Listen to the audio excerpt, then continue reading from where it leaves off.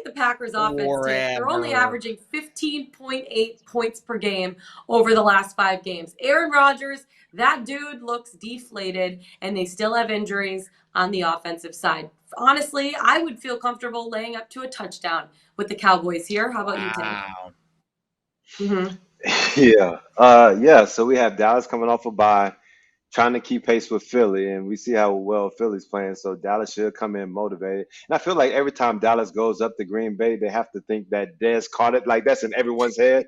And so I think like they're like always trying to redeem themselves over that play, right? Over we're gonna see it all week, right? All week. And then when I think about it from the Green Bay perspective, like actually like because I go through these games and I just write down the first thing that's on my head. That's why you hear like a lot of random notes and phrases. I put Green Bay is reeling.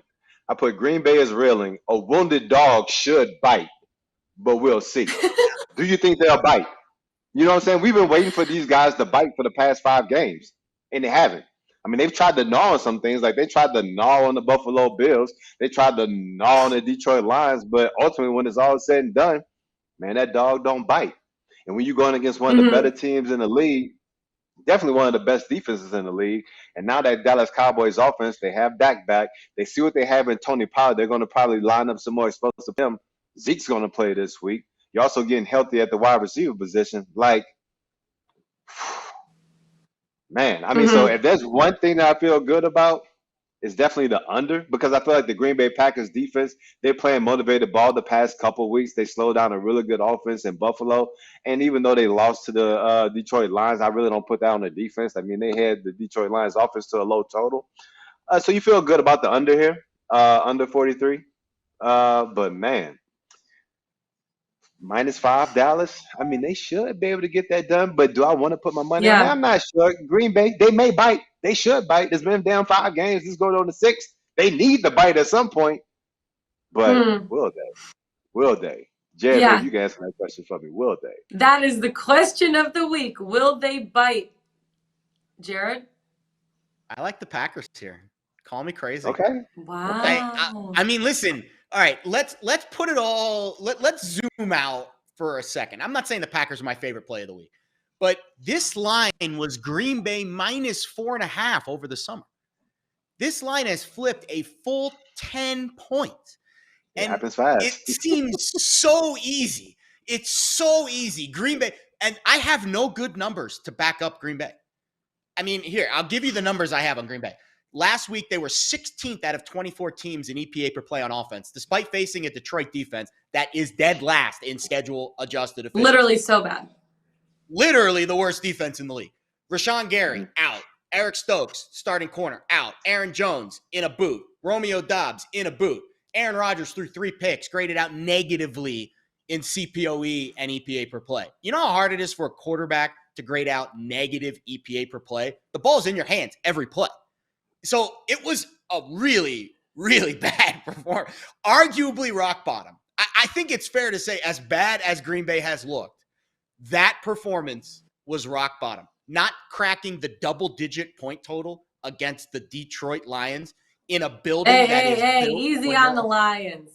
I'm sorry, Lauren, but it's really, frankly, I don't know. And again, I'm not trying to bash the Lions here. I don't know if Detroit was really good defensively or Green Bay was just that bad. It's really, really hard to make that distinction for me. A little bit of both. Now, I think it's a lot of both, maybe a little more on the former than the latter. But the one thing I will say, and Tank, I'm glad you mentioned this because we discussed this on Let's Bet It this morning with an NFC North reporter about the Packers defense. I do think we're seeing some signs of life. The Lions offense has been pretty good. You mentioned it. The Bills offense has been great. And they held both of those teams to under expectations based on their point totals.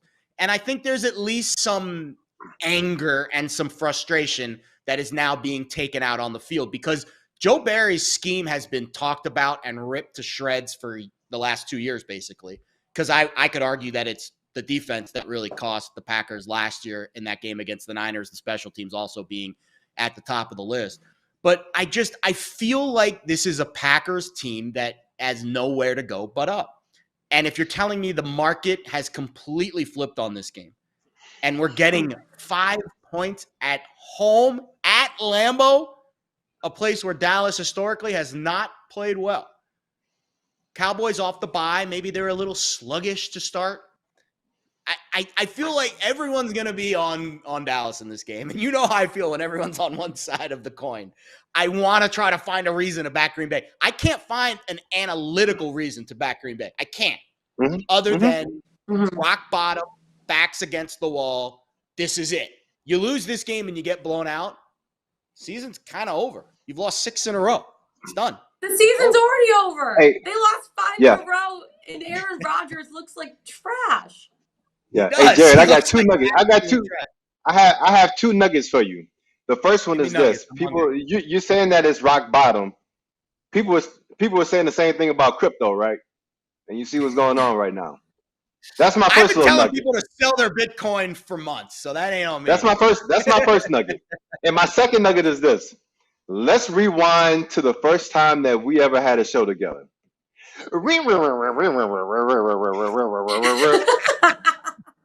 All I could see was Aaron Rodgers looking up saying, "Lord, if you're listening, help!" That was against the Minnesota Vikings defense in that pass rush.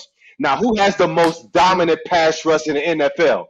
That dude, Michael Parsons, and that dude, Tank Lawrence, on the Dallas Cowboys defense. So do you think that if they can't block those guys, if they can't block some of the other defensive lines that they play in the league, that they have any chance on offense going up against that Dallas front 7? Huh? I don't. So is this bottom? Is this bottom? Or is what's coming up this week? Or is what's coming up this week against the Dallas Cowboys? Or is this going to be bottom? Year.